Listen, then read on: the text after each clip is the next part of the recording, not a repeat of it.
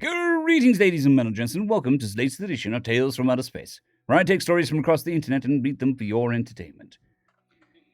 This particular story is called Lost in Lore, written by TheCurserHasntMoved. Nerds are a feature of every society, in every place at any time. For the vast majority of societies, places, and times, nerds are largely inconsequential.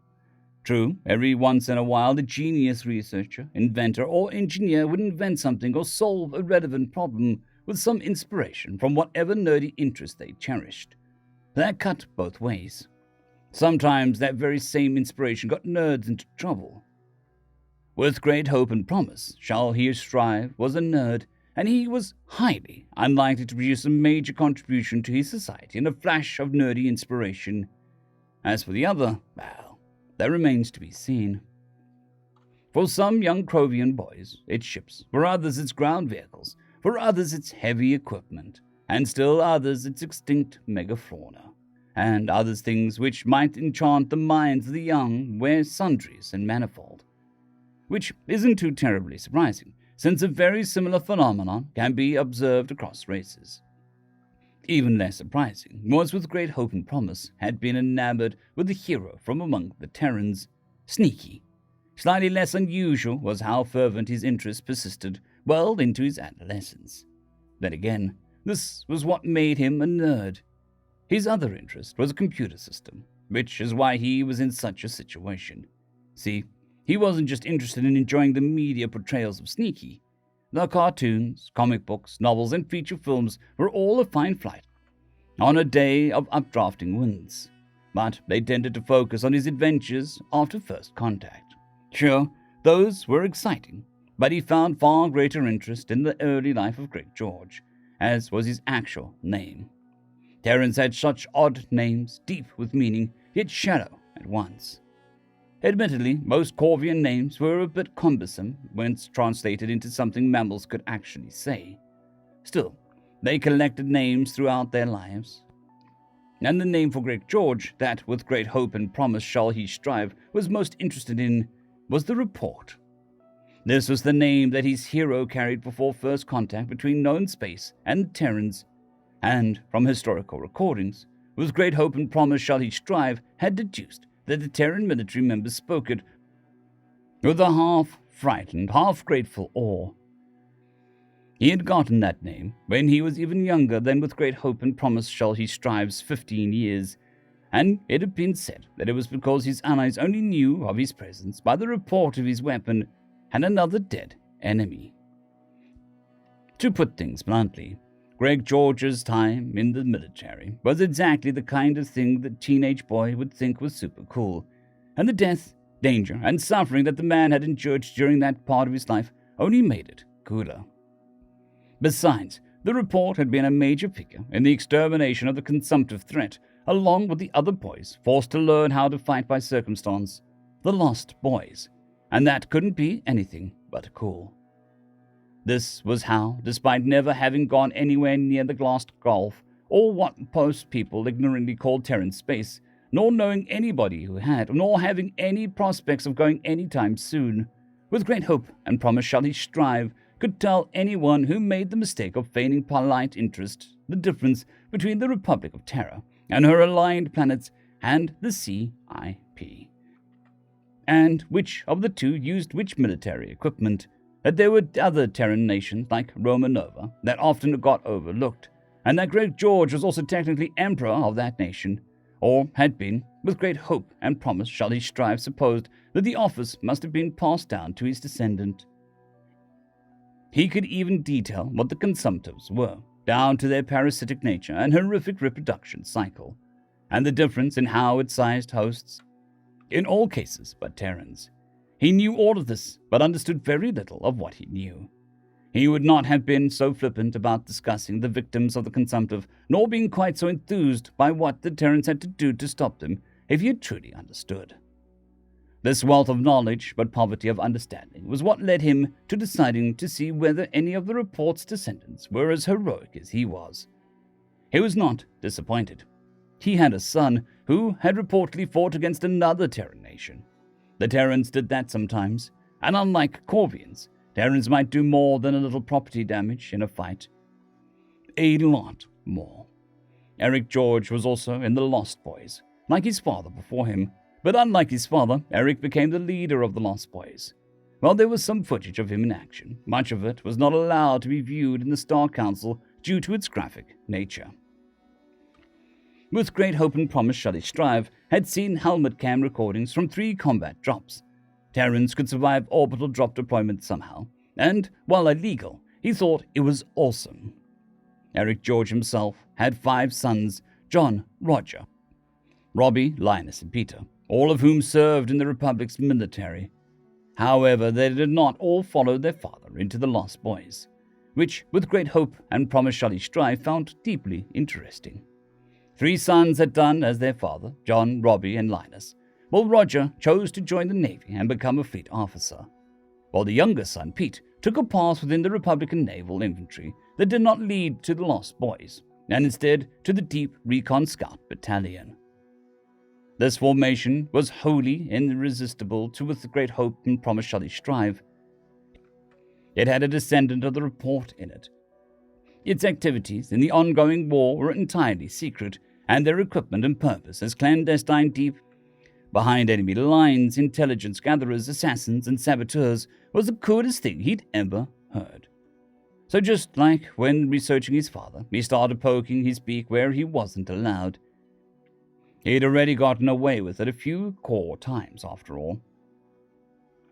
He had been in contact with someone claiming to be a CI which might have been telling the truth, because they'd gotten him helmet cam footage from a recent Lost Boys combat drop, and had confirmed some rumors floating around the forums where sneaky-related topics were discussed. Actual, official, medical documentation of Peter George. The community had been fighting over whether he should get the name Shadow or Archangel. For some reason, Terrans called the Shadow name cringe. With great hope and promise, Shelley Strive didn't exactly understand why they thought so he used Archangel when talking online. He didn't want Terrans to think that he was cringe, after all. "Do you have the docs on Archangel?" he typed into the private chat. "Yeah," a user who went by Leroy Gen99 replied. "Don't post them publicly or you'll get banned." "How did you get them?" "I know a guy." "Not letting you scoop my source. I don't mind sharing, since this is prob's going to come out one day anyway, and the info can be used in a vid or something." With great hope and promise, Shelley Strive had seen Leroy Gen99's channel and was not impressed by the videos there. The information in them was usually fine, but its delivery could put a stone to sleep. Politely, all with great hope and promise, Shelley Strive type was, "Sure, if you say so." A little circle with an orbiting dot appeared in the chat window, denoting a file being downloaded. With great hope and promise, Shelley Strive's feathers puffed up in a nervous anticipation. Then the loading icon blinked away, to be replaced with a text document icon. He held his breath and opened the file. It began, "Medical Board Review, those in attendance. Commander Dr. Prudence Durrett, Commander Dr. Dylan Taggart, Captain Dr. Ethan Eisen. Subject, Corporal Peter Stephen George. Under review, physical capability to perform duty, potential separation from service, mental health status, potential separation from service. Minute. Commander Durrett. Let's begin with getting the physical out of the way. Corporal George is physically incapable of performing his duties in his current post. Extensive spinal injuries due to blunt force trauma combined with a lengthy period of waiting before treatment could be administered as resulting in suboptimal treatment results. He will require extensive spinal cybernetic augmentations to walk unassisted. Commander Taggart. Has he been offered full replacement for his legs? Commander Durrett. Untenable. Full replacements in the cybernetic direction would be unsuitable for stealth operations, and the damage to the upper spine is extensive. If offered, patient would likely accept under the understanding that he may retain his current posting. Clone tissue replacement is likewise untenable. Corporal George's extensive spinal injuries would necessitate full spinal replacement, requiring the neural pathways to be entirely remapped. Essentially, he'd be bedridden for a minimum of 2 years. Patient is highly unlikely to accept this option. With great hope and promise shall he strive, stomach clenched. It was disturbing to read how coldly had they discussed a hero in clear distress. Where was their respect, their care, their, decency? The fact that he was quite indecently intruding on an injured serviceman's private medical records didn't even occur to him. However, he did not stop reading. Captain Eisen, how did the patient respond to potential separation from service? Commander Durrett, opposed, vehemently asserted his right to refuse a medical discharge. Commander Taggart, unsurprising, R&I almost always turned down a medical. Captain Eisen, then the question becomes, does the R&I have duties he is physically capable of meeting? Commander Durrett, aye, sir. Command has identified that Corporal George has displayed a high degree of tactical acumen and strategic thinking. They think that he could be invaluable in an advisory role in the planning stages of special operations. Also, no less than 7 MOS schools want him as a sharpshooting instructor. Commander Taggart, I'll bet they're ready to challenge each other to duels with him as a prize. Captain Eisen, I will thank you to remember that this is a serious occasion, Commander. It is my determination that medical discharge on the basis of physical injuries should be offered. Rejecting such a discharge is a point of honor for men like him, and he will appreciate it more than any medal. In favor? Commander Durrett, aye. Commander Taggart, aye. Captain Eisen, aye. With great hope and promise shall he strive, wasn't aware of the pleased clicking that he made as he read that a hero wouldn't be kicked out of the R&I for getting hurt. Of course, it wasn't so simple as whether Corporal George was under the threat of being coldly kicked out by an organization he served. But to a teenager reading the minutes of a medical board, it sure seemed that way. But on the leeward side, the leader of the board had showed a glimmer of compassion. All that's as much compassion, with great hope and promise shall he strive's limited experience could detect. Commander Taggart, now the fun part, Captain Eisen. Once again, Commander, recall that this is not a joking matter. Commander Taggart, aye, sir, no sense delaying. The patient, Corporal Peter George, has endured severe psychological trauma. His experience with Azad, including not only the debilitating injury, but being trapped, immobile, and nearly isolated for a period of 15 days. Upon recovery, patient showed signs of social reclusion and pain-induced disorientation. Patient continued to show reluctance to engage with medical staff beyond direct inquiries after receiving initial treatments and hospitalization. And post-action psychological evaluation indicated high tension and stress consistent with DRS deployment. Subsequent post-treatment evaluations have been met with hostility, and patient refuses to engage with MH-related services. However, the rescued boy, Gideon, speaks with the patient daily on topics of philosophy and religion. Patient appears to make efforts to make Gideon feel considered and heard, and as interaction continues, patient's mood stabilizes. Captain Eisen, is patient currently at risk of suicide? With great hope and promise shall he strive's heart twisted in his chest. How could anyone even ask something like that about a hero? Were these people insane? Commander Taggart, patient has not displayed any signs of suicidal ideation or action. Captain Eisen, could you be more definitive? Commander Taggart, I assess his suicide risk to be low. The fact of the matter is I've seen men who appear to be coping better than him take a sudden and tragic turn.